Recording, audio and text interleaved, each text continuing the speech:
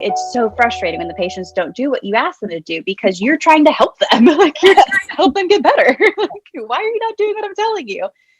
But I think that's one of the, that's what we got to take a step back to. And we're telling the patients a lot of times, we're telling them, and the patient reported outcomes are great because they're an instrument. They've got predefined scores. So we can compare this score to you next time because it's the same questions that are being answered. We can compare this score to other patient populations. If for some reason you are that golden unicorn patient that we have you from your ACL tear all the way to your total knee, we could compare you across that whole trajectory. Patient outcomes are wonderful for that, but they don't give you the flexibility to know that why that I kept coming back to. Okay, why is this not working? Why is this not happening? And so my research has really shifted now, where I'm really trying to evaluate with patients just the barriers and the facilitators that they perceive. So no matter what the context is for the intervention, because we have a lot of different intervention studies that we do up here, we really need to take a step back and look at this patient, because ultimately we need to see, is this intervention feasible and is it acceptable to this patient? Mm-hmm. And so it's a kind of messy diagram, but it all comes back to going back to the patients. And we're trying to take just patients itself. So I've been doing a qualitative study, interviewing patients after ACL study. So early on in what we consider like a PTOA or OA progression, but we know that just attending supervised therapy isn't always great. And so doing interviews with these patients right around the time that they would be kind of getting close to returning to sport, because once patients start to feel good, that's where we see adherence start to drop off, because pain is really frequently the catalyst that makes patients change things. And so once they're feeling good, they might not have as much of that internal reminder. And so trying to now discuss with those patients, like different facilitators, like what was motivating to you? What was your therapist relationship with you? What was really something that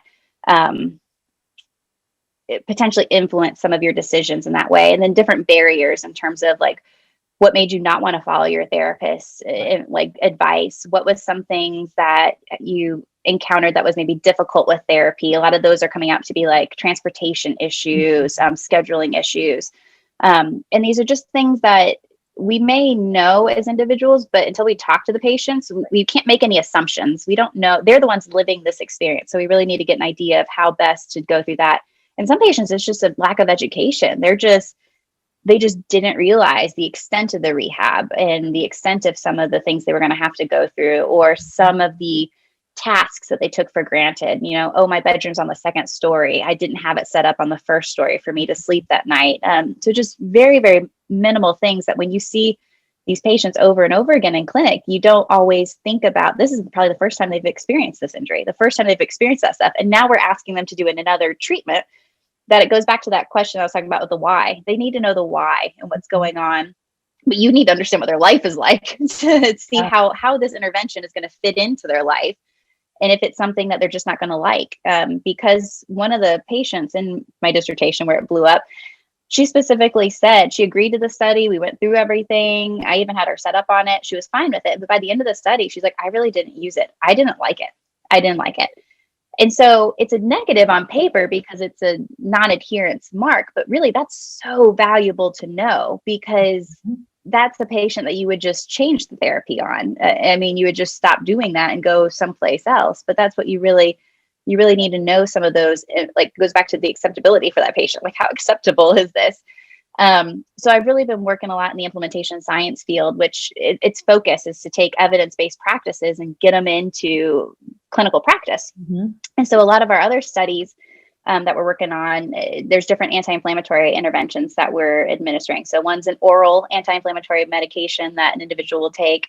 Another one is a knee injection that the individual will take. So 2 different forms of administration, 2 different lengths of duration. So it's really going to be fascinating looking at these 2 different trials to see really what's really acceptable for these patients, what issues were they facing, and so we can better tailor it, because there's not going to be a silver bullet. It's not like after this surgery, this is the best way for us to probably treat you. It might be an effective way, but that patient characteristics and their different perceptions are probably going to influence it, where maybe that patient is just better to do a post-op injection, give a post-op anti-inflammatory injection, move on, and then go forward that way. Maybe another patient's better with medication. So it's a really interesting niche that I've started to fall into, to really start to evaluate some of these interventions that we use, because it all goes back. We're trying to optimize care in some way, but how do we do that? And then on the other side of it, what we also need to consider is our stakeholders. So our clinicians, our surgeons. So we also need to involve them in these as well,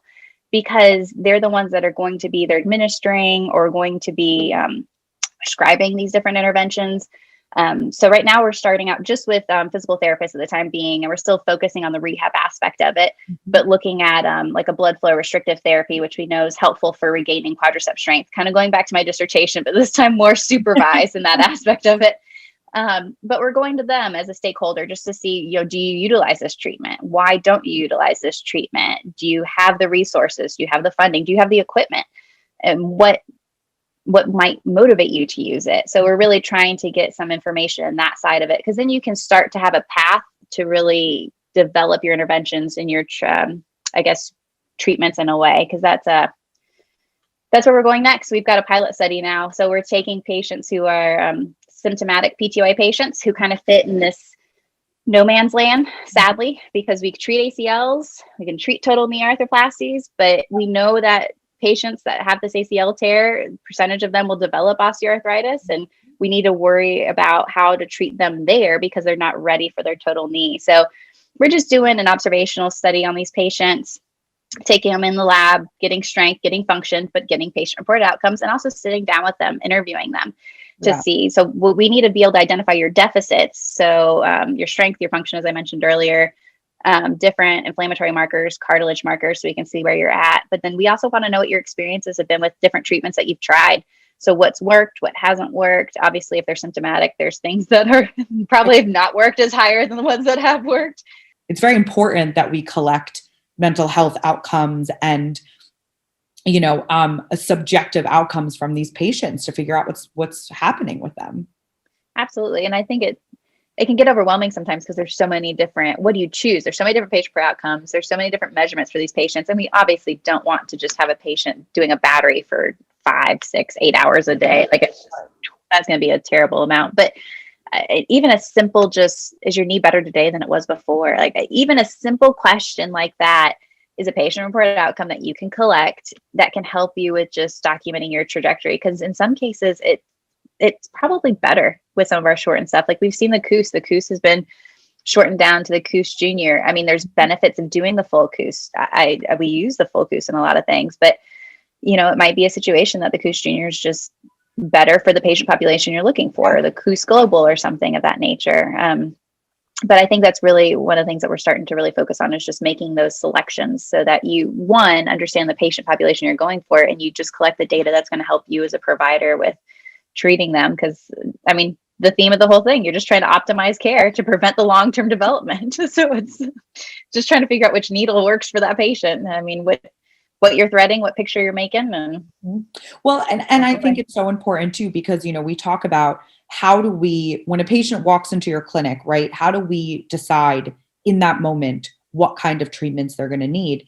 And, a clinical test, like a biomarker test, might not be feasible, but maybe there's a patient reported outcome that can help us bin these people, right? To say, okay, you need this, you need that. These are where your deficits lie. These are where your deficits lie. And how can we optimize treatment? And that's, again, a clinician-friendly way to get an idea of what your patients look like as a whole, in a fairly easy and less time-consuming method.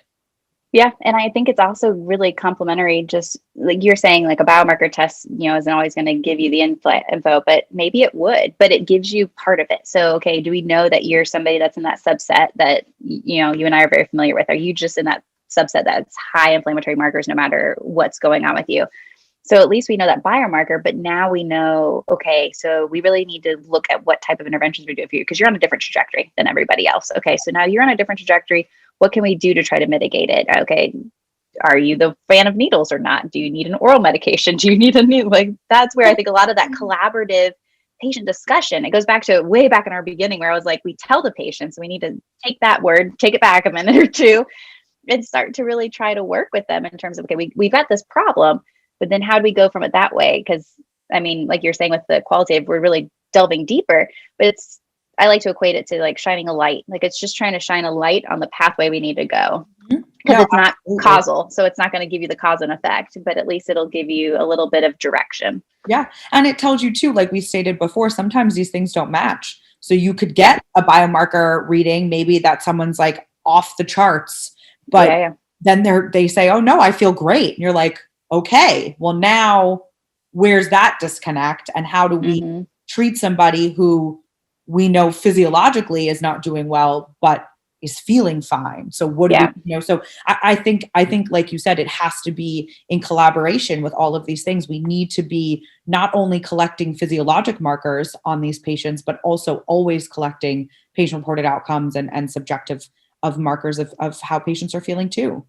We'll give everybody a little bit of background. So Caitlin Conley, Dr. Conley, who is out of the University of Kentucky, was a PhD. You were finishing your PhD when I was starting, right? I mean, Yep. we overlapped for a little while. We did. At UK. And then you stayed on in the orthopedic department and worked to keep my tornado mess in line. It wasn't a tornado mess. It was all of us just trying to get through.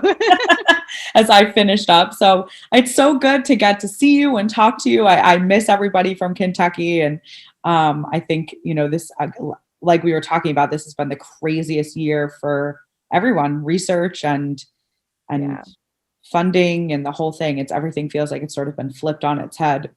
No, but like you said, knowing you from when you started and everything like that, it's really cool to see where you're at now and how you're doing so well and liking everything, because we all have tornado messes, but it's always nice to see how it changes over the years and grows and everything. So kudos. It. I know. Thanks. Yeah, it's been great. Thanks for having me. I really appreciate it. Of course.